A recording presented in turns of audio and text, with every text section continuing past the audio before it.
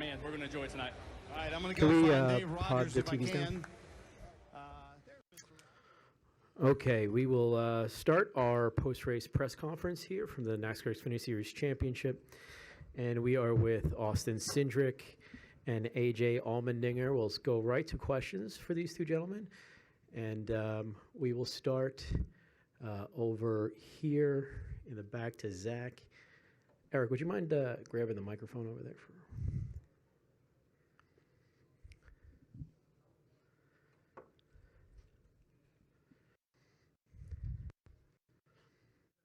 Front stretch.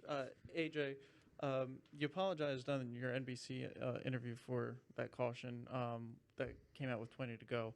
Can you kind of just elaborate on why that was on the front of your mind at that point? Because I'm pretty sure he had a massive lead, and I was running. I mean, we never had the speed all day to run with him or Daniel, and I thought. At the end of the day, you're still trying to get the best finish. We were going to run 5th or 6th, and we had a vibration start with, 40 to go, maybe a little bit more than that. I'm not sure when we went back to green, and kept trying to figure out what it was. I kept asking if it was a loose wheel. They kept, telling me, no, we're positive we got them all. And at that moment, I decided that I didn't think that was true, and I was literally about to come down to turn in and go to pit road, and it felt like there was nothing on the right rear, and I spun out. And I don't want to be the storyline like that, especially when he's got a lead and he's deserving to go probably win another one.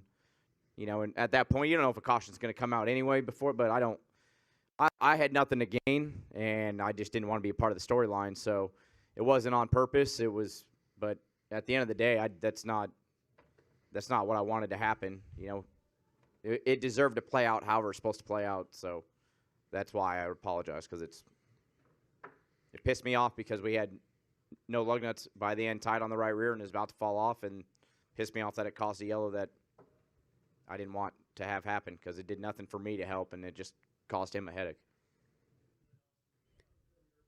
Once that caution did come out, and obviously then a couple more cautions along the way, how confident were you on those short runs that you would be able to hold off the guys behind you coming into those final runs? I felt like the launch was going to be really important. I would say during most of those caution laps, my stress level was really relegated to the launch, and I feel like I played that really well tonight, and I felt like I probably played it better tonight than I probably ever have. So I'm proud of that. Just the reason being, usually Phoenix has been a racetrack that's either bottom dominant or, since we've had the traction compound, top dominant. And the moment you can enter equal with somebody on whatever the preferred lane is, you can clear them. And I feel like I may have pioneered a little bit too soon as far as how powerful the bottom can still be on restarts. So, but I felt like it was important to do that to get the track position, and it still worked out. Obviously, just didn't have enough of a margin entering turn 3 on the last lap. Sorry, Davey, and then we'll go to Dustin. Davey Siegel with Front Stretch. Austin, what'd you think of the move Hemmer pulled on you? Would you have done the same thing? I mean, in Daniel's shoes, that's his moment. That's his shot. And I don't think it was by any means outlandish or dirty. I've seen worse from this guy. But I was just watching your truck race at Mossport. That's why I'd learned from that. do you remember the first truck race I did at Mossport? I got put in the tires by Daniel. No, I'm too old to remember that. I can't remember that far back. I remember that. Yeah. Anyway, so I knew the bump was coming for sure. Obviously, between left rear air pack and vacated the bottom of the racetrack and got a bump, and that's all she wrote. I mean, technically, I hit you wheel to wheel, at least. He hit you from behind, so it's Covered all 4 corners of my race car by this point. Yeah, I mean, just saying though, if we're gonna call it what it is. At least I was even with it. I love you. You did the Daniel move at Mossport. I at least hit you wheel to wheel. This is true. Yeah. Just trying to get the facts straight. That's all I had tonight, is trying to get facts straight. That's it. Like that was my fulfillment of Making your my nights better by giving me shit up here, then I'm happy for it. Well, this might be the last time. You're a big cup guy now, so I can't. You get to play around with me for 20th for like half the races. That's true. That's true. Dustin? That's good confidence for the sponsor. You got sponsors lined up already? Are they signed? I'm sure that I will struggle at some point in my rookie season. If anybody in here doesn't believe that, then thank you for the confidence. Dustin Albino, JSK.com. Austin, right off that, then obviously, you've developed yourself into a champion, a weekly front runner in this series. How much are you going to miss the Xfinity series? Yeah, I'm certainly going to miss it. I think I've made a good home as far as not just the people on my race team, but the people in the garage area. And the reason why I feel that way is because I went from in 2018 to being probably the guy that everyone stared at and kind of tried to figure out why I was there. And in some cases, I'd probably agree with you. I feel like I probably came to the series probably a year too early.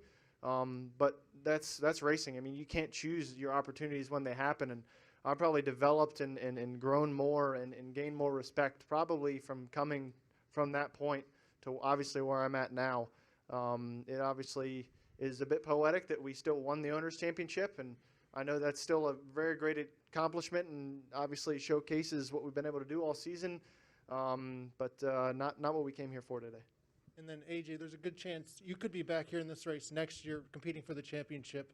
What do you feel like the team needs to improve on to have a better shot? I'm going to see if I can get stop giving Austin shit over here and see if I can sweet talk him for some notes around this place because it's pretty good. You're going to be your teammate next year. That's true. I know. I don't even have to worry about being the big dog on the team. So, no, I mean, this is part of it.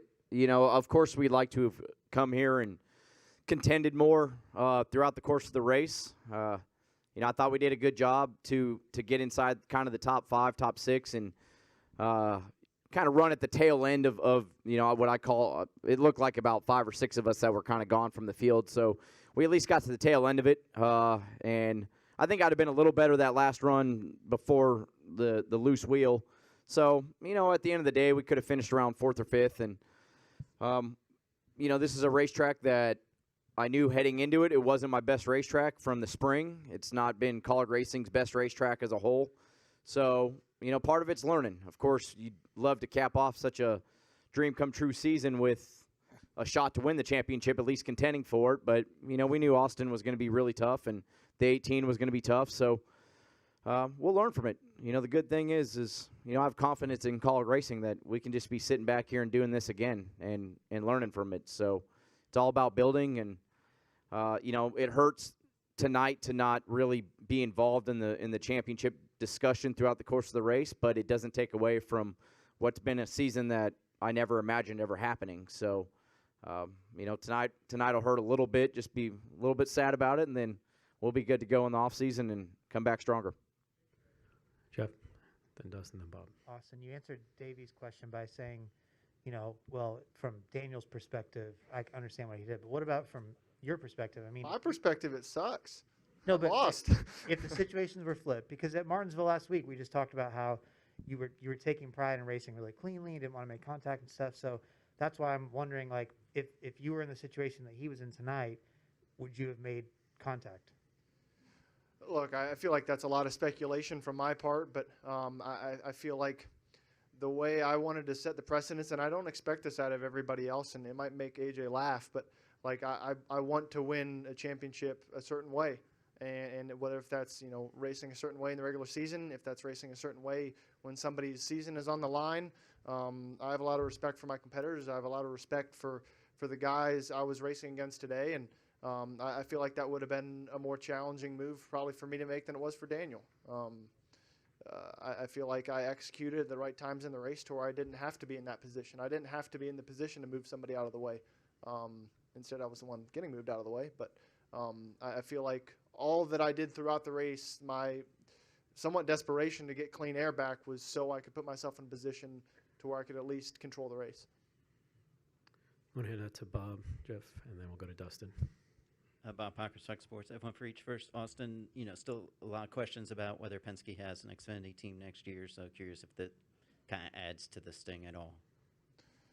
I think that's a great question, and obviously I don't have all the answers for you, but yeah, it's obviously been an extremely successful program and something that's taken a lot of pride through the race shop. And when I walked in on Monday and saw the amount of people that were surrounded by 2 Xfinity cars in all of Penske racing, think about all the race cars, race-winning race cars, Indy 500s, Daytona 500s, all of the cars that come out of that shop, and the number one focus was my 2 race cars, it's pretty surreal. And it gave me chills, honestly, when I walked in. And it's been a lot of fun to be part of it, and be the first full-time guy since Sam Hornish Jr. I mean, he was like my idol growing up. He's the reason why my Bandoleros and Legends cars were number 77, and obviously to get the first championship since Brad. I have the opportunity to go back-to-back this year. All those things are obviously incredible. Obviously, to win the Owners' Championship, I don't even know how many of those that car's won, but it's a bit poetic that it kind of ends that way, at least for me. Yeah, certainly been a lot of fun, and I'm very grateful for the opportunity in this series. It's helped more than just drivers, the people, the pit crew members. You think about, I think about the number of different pit crew. I know you love looking at your rosters. The amount of different pit crews I had this year is staggering. I probably won with 4 different pit crews this year, and it's all about a development team, not just myself, but whether it be Brian. Think about when I came into the series, Brian had just been taken off of the 22 car, and Greg Irwin got put back in. That was a really tough part for Brian, and then he's got to deal with some kid, let alone the boss's son. Like, talk about pressure, and the relationship that Brian and I have been able to develop, and the trust that we have in one another. It's a lot of fun, and I'm going to miss it. I'm going to miss the guys on that team, and we're going to still get together and celebrate the off season. And yeah, it was almost the best way to close out the chapter for me. And for AJ, were you part at all of kind of recruiting Daniel Hemrick over to Kaulig, or were you part of any of those discussions of whether you all should go after him? No, that's Matt and Chris obviously make those decisions, and whatever direction that they believe that Kaulig Racing should go, it's their call. 100% support anything that they make a call on, and I look forward to being teammates with Daniel. I think he'll bring a lot with the team. Something I think is not lacked, but truthfully, at times with Kaulig Racing is, you bring in Justin Haley, which was coming out of trucks, and all he's ever driven is a Kaulig Xfinity car. I've never driven any Xfinity cars, at least in the last how many years. So this is all I know. And even when Ross is here, he'd driven the 42 a little bit, but other than that, didn't have a lot of quality rides. So I think something that Daniel can bring is a lot of knowledge from different race cars and the way things feel, and maybe what's good or bad about our race cars. So I look forward to really having him. I think it's a great hire. And now he's the champ, so I gotta shoot for the champ. We got the champ on the team. Dustin. Sorry, man. It still says it. I know. It's still 1-1. I got you. Okay. Dustin Long, NBC Sports. Austin, can you take me through that last restart? And a couple things I'm curious about. Your previous restarts, you often were able to get up ahead off of 2. On the last restart, you went way down low to kind of, I don't know if you were trying to pinch Hemrick or if you were able to do that because you didn't have Gragson behind him as you had the previous ones, but it seemed like you just went down lower, whereas previously you'd gone up higher. You didn't get that as strong a run off of 2, and I'm just wondering if that all kind of played a factor in he was still able to be close enough to kind of put himself in position a lap later. Yeah, honestly, and this is not just me being frustrated. We had so many restarts I can't even remember. Like with the final restart, I think the catalyst there was not getting clear off of turn 4. Obviously, he drove it in stupid deep and left reared me, and was able to still stay side by side. And I feel like that was the catalyst for him still being close heading into turn 3. That was all he needed to be, was close. And then it's okay. I got to put front bias on the car so I don't get loose on entry, because he's going to at least air pack me. If not, get me loose, which I got loose, and then get rear-ended, and that pushes me up the track. I think the only thing that maybe I could have done better is shallow off the corner or slide job myself into a downshift. But I didn't think that was going to be the best move. Just you can easily counter that by just driving in soft and driving literally straight up under me. So I feel like I did a lot of the right things there, and just not enough. Was that hit from him coming to I've certainly had worse. So it wasn't enough to wreck me. So until you spin somebody out, it's not dirty racing. Obviously, we're also joined by Noah Gragson. So if you have, first off, any more questions for either AJ or Austin? We'll wrap it up with Justin right here. Justin Schuler kicking the tires. AJ, we saw yesterday in the truck race after Nemechek had such a dominant season and winning the regular season. You obviously winning the regular season, having a great year with colleague, but coming up short. But even more so, kind of like Nemechek in last night's race, really not, in his words, he felt like he never had a shot. It seemed like you guys were a little bit behind the 8 ball all night. Did you kind of feel the same? And then the second part would be, for you as a veteran of the sport, Nemechek being younger, what would you say is kind of the takeaway from that as far as advice going into the next year? I mean, it's the way this format works, right? I mean, it's one of those things that we know that the ultimate goal is you got to get to the championship 4, however you do it, whether you got 20 wins or you never win a race, and you put yourself in that position, and you know, it's whoever's the best driver, best team, execute in the race here. That's who the champion is. Whether they've scored the most points in the year or not, you know, that's a part of the way this format works. It's exciting for the fans. You know that coming to the race weekend that there's 4 drivers with the shootout in all 3 of these series. So, you know, I took a lot last year from listening to Kevin Harvick and Chase Briscoe talk about, you know, the year that they've had. And sure, you know, at the end of the day, you don't win the championship, and that hurts, and that's frustrating. But it doesn't take away from the year that you've went on to enjoy. And it was truthful when I said I wouldn't change, you know, having an okay year or a good year, and somehow you make it to the Final Four, and if you become the champion that – well, you got 3 wins, man. You know, then you have you win the championship.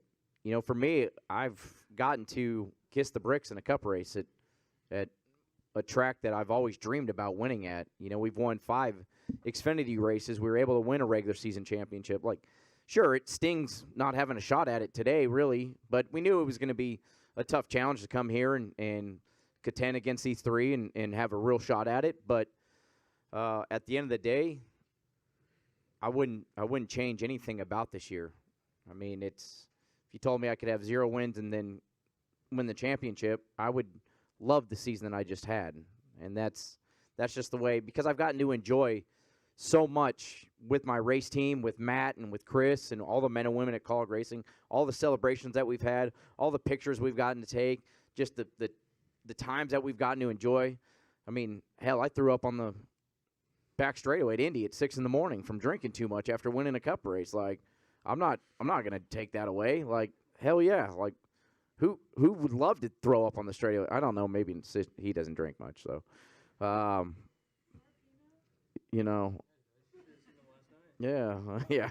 So about 10 more years in cup, you'll start drinking heavy. I promise you. Don't you worry.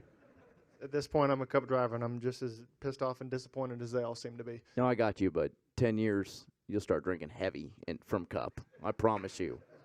I don't care how it's going. You'll drink heavily from that. I got your number. Yeah, I got you. Yeah. AJ, Austin, thank you for the time. Congratulations on a great season. Speaking of drinking, here's Noah for you guys. All right. Somebody asked him about the body part that he signed today. It's not good, bro. Okay, if you have any questions. Like this, it was, hey, Cindric, Austin. I was holding it like this, the back of the pen. You like both hands spread it out so it isn't.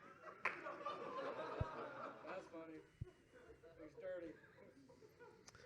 Okay, if you have a question not related to that for Noah, raise your hand. We'll get you a mic. Start here with Justin, go to Zach, and then Bob. You was first, I think. Hey, get back there. I won't ask about that, I promise.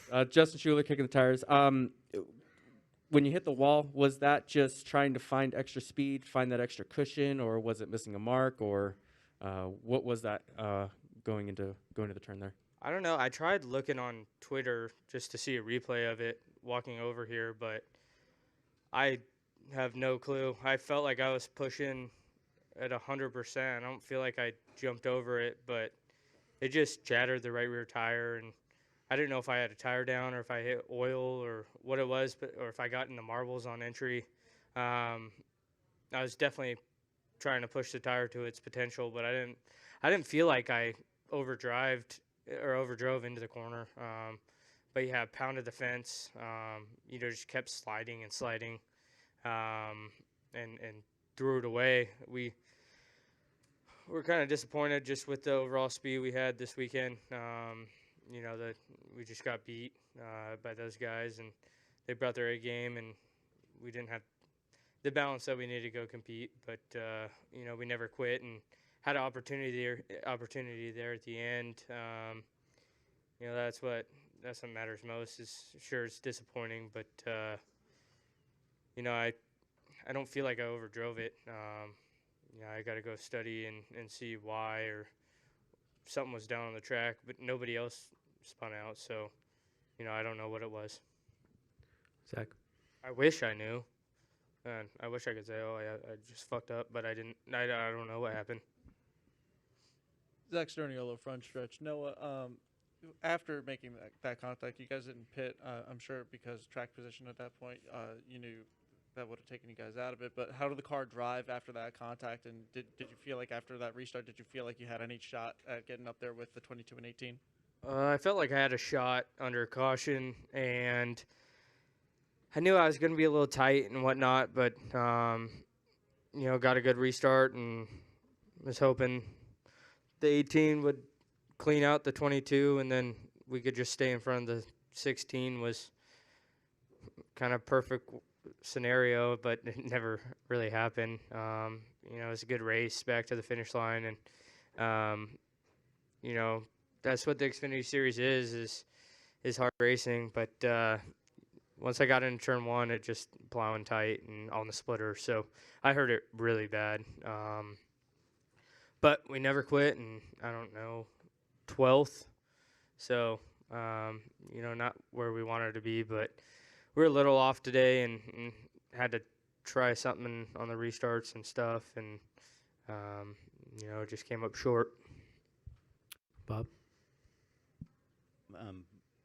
Bob Puckers, Fox Sports. You've kind of answered my question, but did any adjustments or anything help the car at all? I mean, especially kind of after you had the one kind of long pit stop there where the tire nearly got away.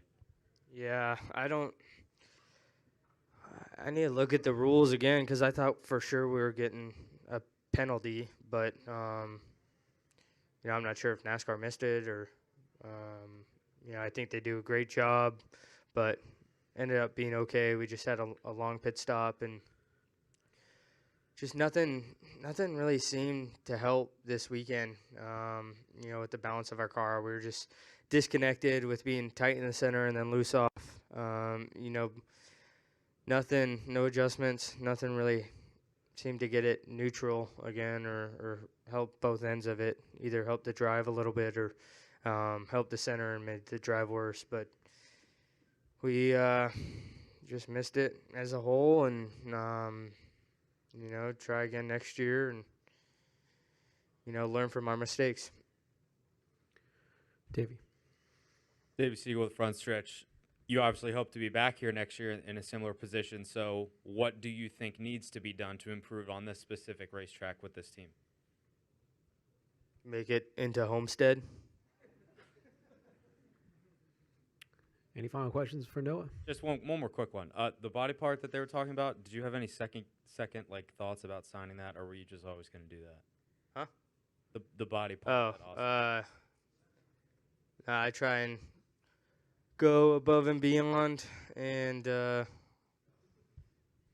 fulfill the fans' request to an extent, and I felt with the social distancing of my fingers on the back of a Sharpie, it was acceptable.